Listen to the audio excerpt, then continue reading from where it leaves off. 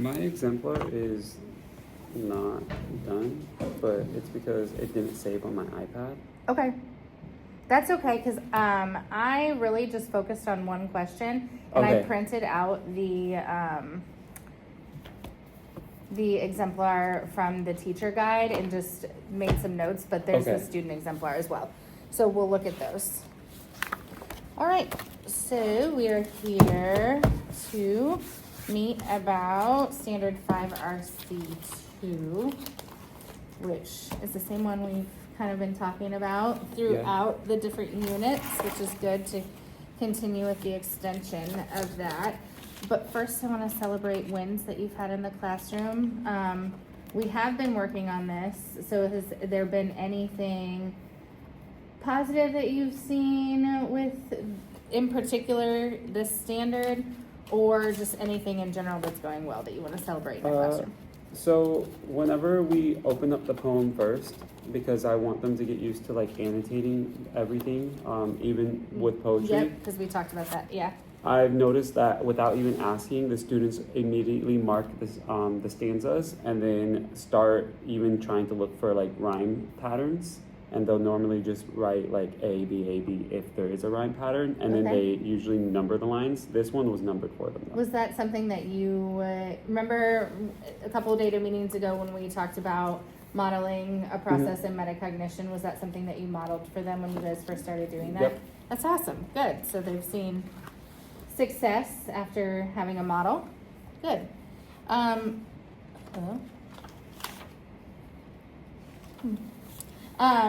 Okay, do you have, let's go into the data.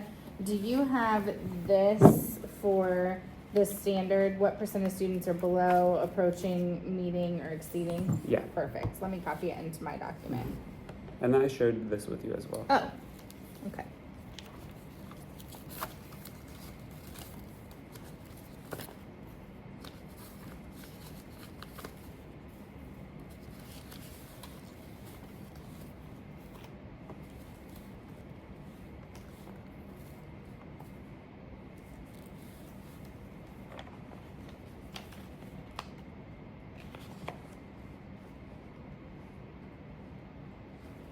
So we were almost at 80%, meeting the criteria for success, 72.2 and 73.7 basically. So we're getting closer. I know that you plan to reteach this after our last discussion using a model, and then we talked about the assessment and doing some small group pullouts. And so we moved the needle just a little bit up to that 72%. Do you remember exactly what it was last time? I can pull it up. I do not know the exact number. I have it right here. I thought.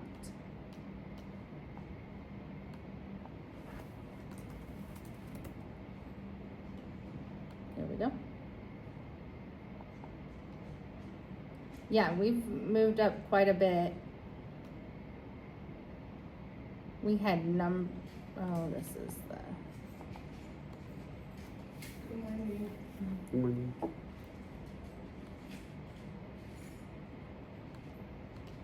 this is the one you shared with me.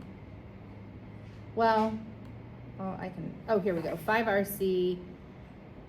Is it 1 or 2? 5RC. This one's 2. 2.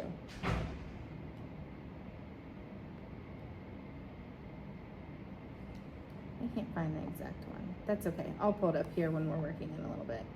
But I know that we have been moving the needle there, so that's good. I want to dive today, as I was looking through the exemplar student work that you gave me, most of the students in this group, Dante, Harrison, Rogello, and Gilberto, seem to meet the criteria for success. Did you have anything different there? There was, some of them got 2, so let's talk through. Let's use the 3. That's what I used as a student exemplar. So first let's look at Gilberto's then. Gilberto's. 7.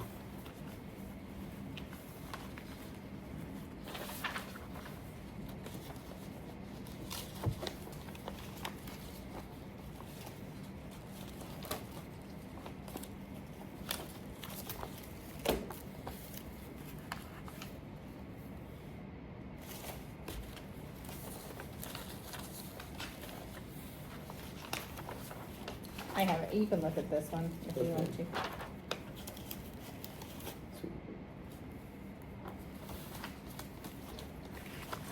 And then the main questions that I wanted to focus on were 3, 4, 6, and 10. So in looking at those particular questions, 10 seems to be the most robust for the standard. What do you think that students need to be able to know and show in order to do this task? For number 10 specifically? Yeah. So for number 10, they, I feel like most of them actually struggled with that one. Mm-hmm. And it's because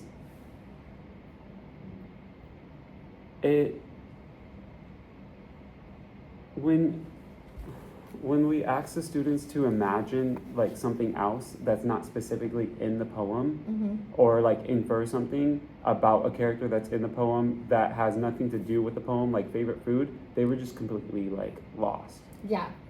Yeah. And so let's unpack what this task is asking them to do. So based on the poem, do you think the speaker would rather hear someone describe Mhm. his favorite food or eat his favorite food? Give a reason for your answer.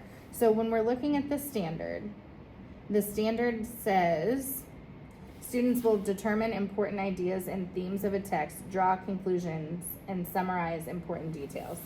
So when it asks them based on the poem, it's basically asking them to, and I have it here, I kind of changed our know and show chart just to match this task a little bit. But it's asking them to identify the main idea of the text. Yeah. And state the main idea in their own words. So that first bullet point on the know and show chart. It's asking them to recognize supporting details that explain or prove the main idea when it says, give a reason for your answer. Give a reason. And then cite supporting details from the text. And so here, in this exemplar, the student says, because he didn't like listening about the stars. They understand that the theme is a deeper message. That's in this test too, right? Because it's asking them to take the theme of the poem they're reading and then apply it to a completely different scenario. Specifically in this, we need to know, or the students need to know that the main idea in this poem is you can love something and want to do it versus listen to it. And that's how they, by being able to unpack that theme, they are able to show that they understand theme by applying it to a different scenario. And then they draw logical conclusions based on what they read. So their conclusion here is the answer to that question. The speaker would rather, do you think the speaker would rather hear someone describe favorite food or eat favorite food? In the poem, the speaker didn't want to hear someone talk about the stars. He wanted to look at the stars. And so in this scenario that it's presenting, the correct answer would be, what do you think the correct answer would be for this? Do you think they would rather hear someone describe food or eat favorite food? Eat favorite food. Eat favorite food. Because in the poem, the speaker didn't want to listen about the stars. He wanted to look at the stars. And it says provide a conclusion or inference and support it with text evidence. This task doesn't necessarily say support it with text evidence. It just says give a reason for your answer. In my exemplar, which actually I told you I left it downstairs, but I can tell you what it says. In my exemplar, I said basically the same thing that the student said.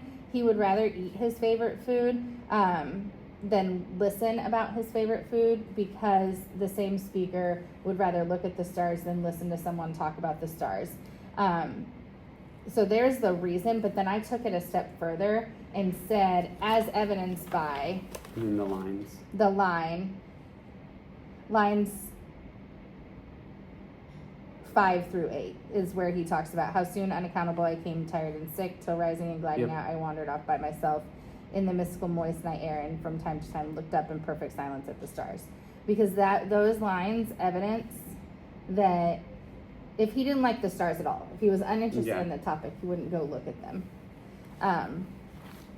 And so I took it a step further in my exemplar, which I think would take us to a 4 on this, is with students being able to give a reason when they read, give a reason, to always then support it with evidence from the text.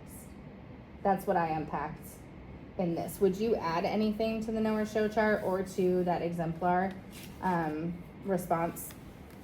To the known show chart, no. But so based on this, if they would have been able to give the lines, they would have been able to get a 4. Yeah, that's what I would say. This is probably a 3 answer. Yeah. Because it is asking them to identify the main idea of a text, recognize supporting details, and understand that the theme is deeper. The next step would be to support it with text evidence. Okay. Because even if it's like a 3, like question, if they're able to show that they can go beyond what the question is asking them, they can still earn the 4. Yes. Okay. Yep. That's how I have always applied the difference between a 3 and a 4. So you can give students 4 opportunities on a text. You can say, this question is a 3 question. If you do everything this question asks, you're going to get a 3. But we need to take it a step further. The skill beyond what this is asking you to do, wherever you see, give a reason for your answer, just go ahead and train your brain to cite textual evidence. Because if they see give a reason in a written response on a standardized test and they automatically just start citing textual evidence, it's going to take their answer to the next level. Yeah. So we want to train them that even though it doesn't say that, always try to do that because it strengthens your reason. It strengthens your argument. And we talked about argumentative writing in the standard before, where it's like that is a very important part of that standard as well, which they're going to be working on again in their next unit. So you can kind of train them during this unit, which we said that standard didn't show up in, but a skill that they'll need for that standard is to provide textual evidence. And they need it down the line in this standard, summarize supporting details. Yep. Okay, so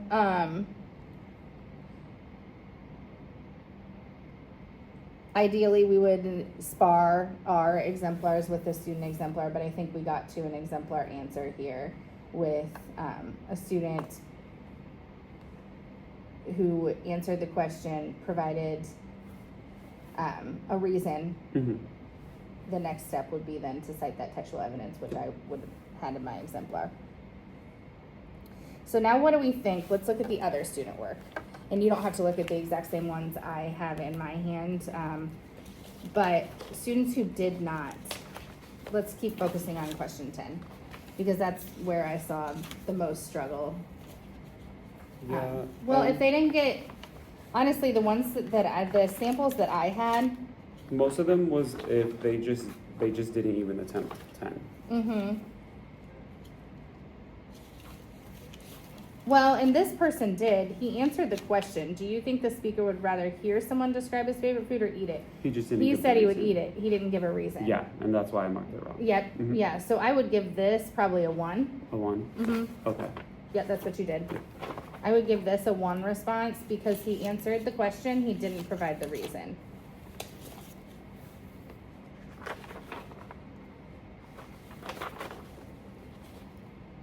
I'll give you a minute to look through some of those because I want you to start looking at unmastered student work and think about the gaps between what you're looking at, the students who did not master it, and this student who did. Like Ezekiel put, I believe that he would rather eat because his favorite poem. Just like.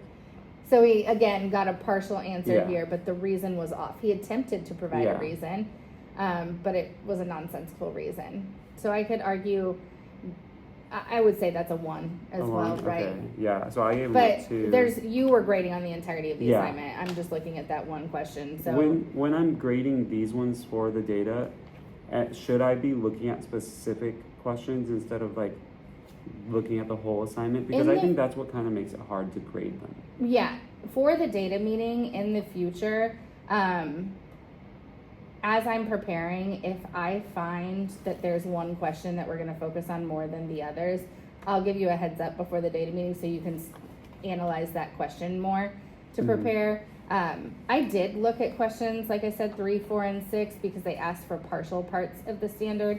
But once you got to 10, it was asking for the most. The most. And the questions I noticed kind of build up to it. Yes. Because they have them specifically look at lines 7 to 8 to see how the speaker felt, and then they go on to ask them about Was that question 6? Yeah. Like, what does the speaker do? 7. What does the speaker, so yeah, the questions are scaffolding up to identifying the theme, the main idea of that poem and helping them identify it. So that then they can make the inference in question 10. And even here, where the lines 5 through 8 that we cited in our exemplar in question 9, based on the variety of words used to start lines 5 through 8, how do you think the speaker might feel at the end of the poem? Yep.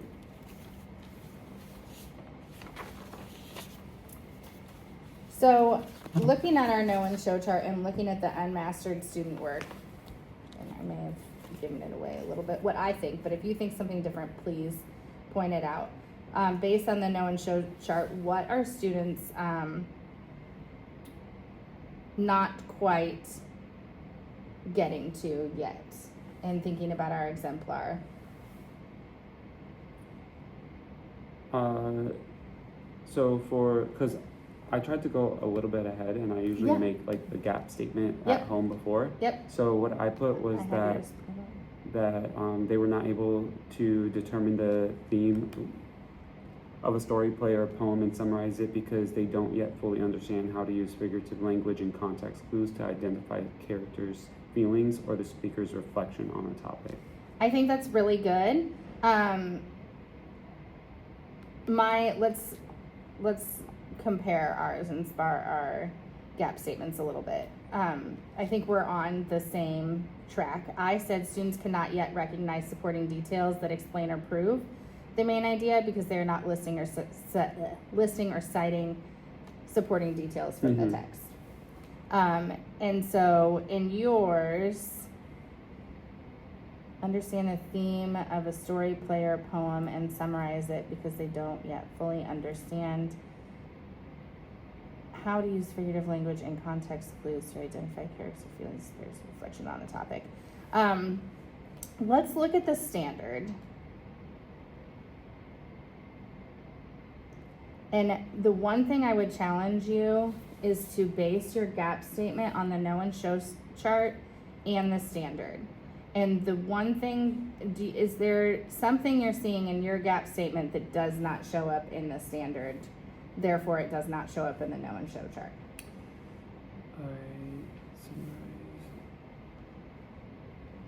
Figurative language. Okay, yeah. So I think you have such a robust gap statement here. I would take out story, play, or poem, or story, play, because we're focusing on poem. So students are not yet able to determine the theme of a poem and summarize it is fine because they don't yet, because they were asked to summarize it here, fully understand how to use, I would take figurative language out.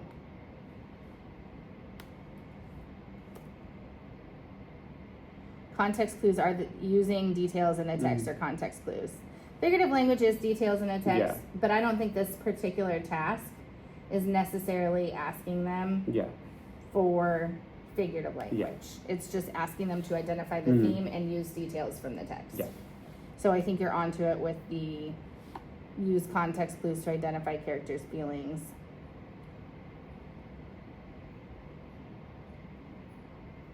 Okay.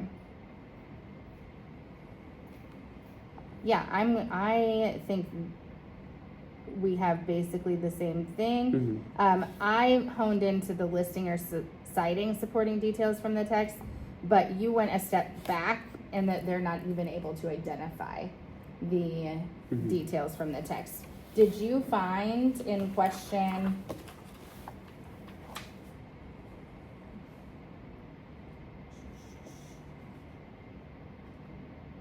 Question 4 was really a details in the text question. Earlier in the discussion, we predicted how the speaker might feel at the lecture. What clues did you use from the poem that helped you make your prediction? Did you find that students struggled with that question?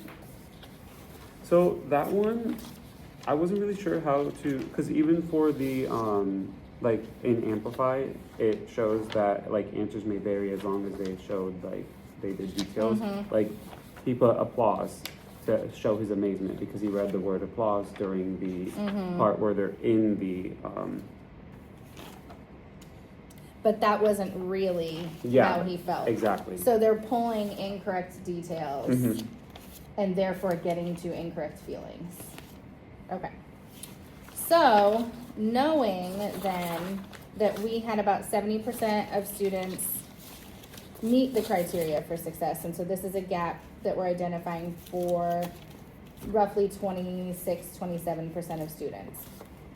What do you think your plan for reteach?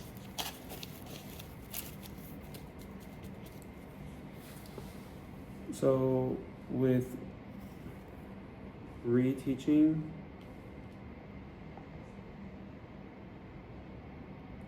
could it be like going over because I think they just need more so help on breaking down the poem itself, because they're really good at identifying the stanzas and numbering everything, but it's more so like, and since we have been working on it, when we're reading the poem, I'll have them summarize like the 2 lines at a time with me so that we can see what the character's doing and like how their feelings change throughout.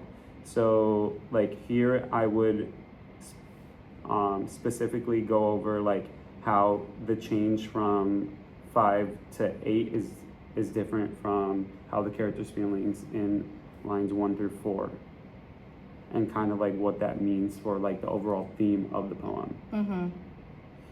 And then, okay, so let's root back in our know and show too, because our conceptual understanding then, according, I think I'm gonna change what I highlighted. I think that the know is that readers understand the theme is the deeper message. They need to be able to identify the theme, and then they need to be able to explain it with evidence. So where do you think the know happens in here? Where do you think they're able to identify the theme?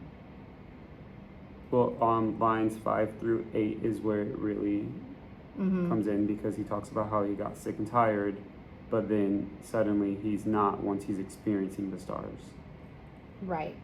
So what I think a good plan would be, because we're doing your lesson internalization for an upcoming lesson later today, is to look at an upcoming lesson and identify a place, a new poem that they're reading, and a place where students have to read a poem, identify the theme. Then this is tough because they identify the theme in the later lines, like the second, it's all one stanza, but the last 4 lines.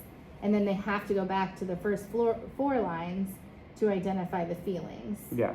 And the key details that support this. So because we only have 26% of students, would you do this whole group or would you do it small group? I think small group. Yeah. Technically at the end of the data meeting, we have the time for like the planning out of the script and the practicing and pushing for what you're going to do next with small group. But I think that since we're doing your internalization meeting today, this afternoon, when we internalize, we can make a plan for your small groups using your materials that you're going to next, because this will show up again, right? Let me look at what we're internalizing. Let's norm on that so that we make sure that it's I feel like it's unit 4 internalization. Oh, really? Or that might be the one for this week. Are you ready to move on to unit 4? Next week we do lesson 12, so yeah. Okay. And then we have testing, and then they take the unit assessment. All right. Well, let me pull that up really quick then, because this standard, I know It's the one that kind of follows them. it shows up in Mhm. Unit 4 too, because when we talked about this standard at your first data meeting, we talked about how it didn't show up in poetry as Mhm. much, but it will show up more robustly in Unit 4. So I think we will have an opportunity to plan for your small groups.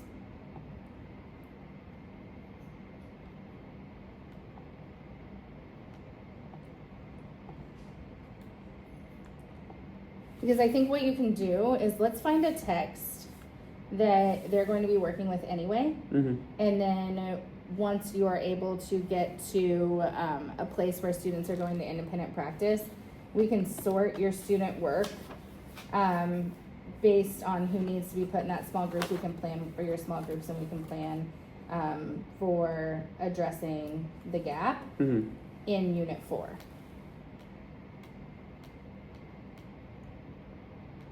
Because they go back to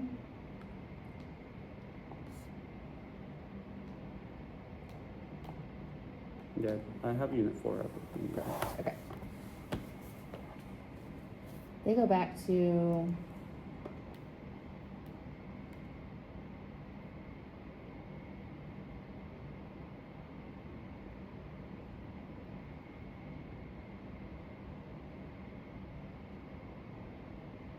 informational text, that's what I thought. Yep, here it is. It's RL, not Mhm. reading fiction, but it's the same standard for quote accurately from a text when explaining what the text says and explicitly when drawing inferences from the text. And drawing on specific, compare and contrast to your marker. Yeah, those skills are going to show up here. Does that sound like a good use of time when we're internalizing later today to make a plan for your small groups? That'd be really helpful. Okay, then we'll do that. Perfect. Do you have any other questions or anything right now that you need from me? Right now, no. Okay. We will make that plan this afternoon then. Thank you. Thank you.